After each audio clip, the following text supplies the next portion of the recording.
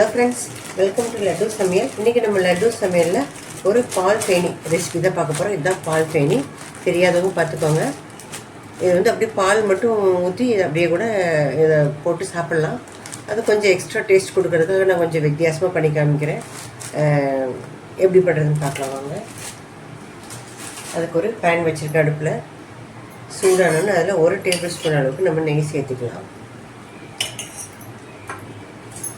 நெய்யில் ஒரு 10 முந்திரி, ஒரு 10 திராட்சை சேர்த்துக்கலாம். சேர்த்துட்டு நல்லா முந்திரி திராட்சை வறுத்துக்கலாம். பால் நல்லா சூடு பண்ணி அந்த பால் ஃபேனி அதுக்குள்ளே போட்டு கொஞ்சம் நேரத்தில் அது வந்து சேமியோட கொஞ்சம் லேசாக தான் இருக்கும். நான் மெல்ட் ஆகிடும், சாப்பிட்றதுக்கு டேஸ்ட்டாக இருக்கும். பட் வந்து இது கொஞ்சம் எக்ஸ்ட்ரா டேஸ்ட்டுக்காக நான் இந்த மாதிரி பண்ணுறேன். முந்திரி திராட்சை நல்லா வறுபடட்டும்.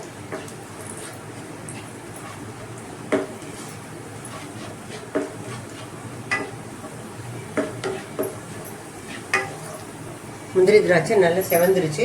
இப்போ இதில் ஒரு 1/2 லிட்டர் அளவுக்கு நம்ம பால் சேர்த்துக்கலாம்.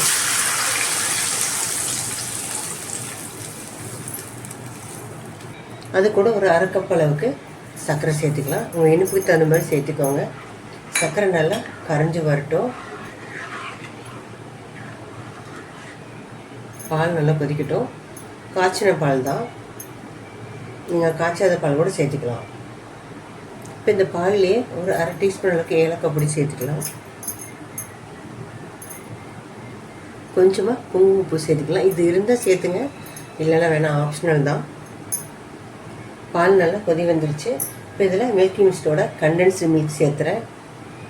அது எவ்வளோ உங்களுக்கு டேஸ்ட்டுக்கு தகுந்த மாதிரி சேர்த்துக்குங்க. ஒரு 3 டேபிள் ஸ்பூன் அளவுக்கு சேர்த்துருக்கேன். சேர்த்துட்டு நல்லா கலந்துக்கலாம். எக்ஸ்ட்ரா டேஸ்ட்டுக்காக தான் இதெல்லாம். இல்லை வெறும் பால் மட்டும் ஹீட் பண்ணிவிட்டு இதை போட்டு சர்க்கரை ஆட் பண்ணி சாப்பிட்டுக்கலாம்.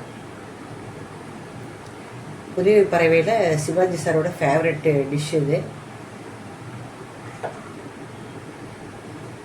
என்னோடய ஃபேவரட் டிஷ்ஷும் கூட தான் இது. பேக்கரியில் இந்த பால் ஃபேனி கிடைக்கும். இப்போ இதில் இதை அப்படியே எடுத்து சேர்த்துக்கலாம். சேர்த்துட்டு அப்படியே லைட்டாக ப்ரெஸ் பண்ணிவிட்டு ஒரு செகண்ட்லேயே இது வந்து நல்லா கரைஞ்ச மாதிரி ஆகிட்டு வந்துடும். ரொம்ப சாஃப்டாக இருக்கும். குழந்தைகளுக்கு ரொம்ப பிடிச்ச டிஷ்ஷு, பெரியவங்களும் நல்லா சாப்பிட்லாம். எனக்கு ரொம்ப ரொம்ப ஃபேவரட்டான டிஷ் இது. இந்த அப்படியே இதில் வரட்டும், கொஞ்சம் நேரம் அப்படியே இருக்கட்டும். சீக்கிரமாக வெந்துடும். சேமியாவோட கூட ரொம்ப சீக்கிரமாக வெந்துடும் இது. அவ்வளோதான். பாருங்கள், வெந்துருச்சு. நம்ம ஆறுனோட சாப்பிட வேண்டியது தான். ஸ்பூன் போட்டு கிண்ணத்தில் ஊற்றி குழந்தைங்களுக்கு கொடுங்க, விரும்பி சாப்பிடுவாங்க. ஹெல்த்தியான டிஷ்ஷும் கூட, டேஸ்ட்டாக இருக்கும்.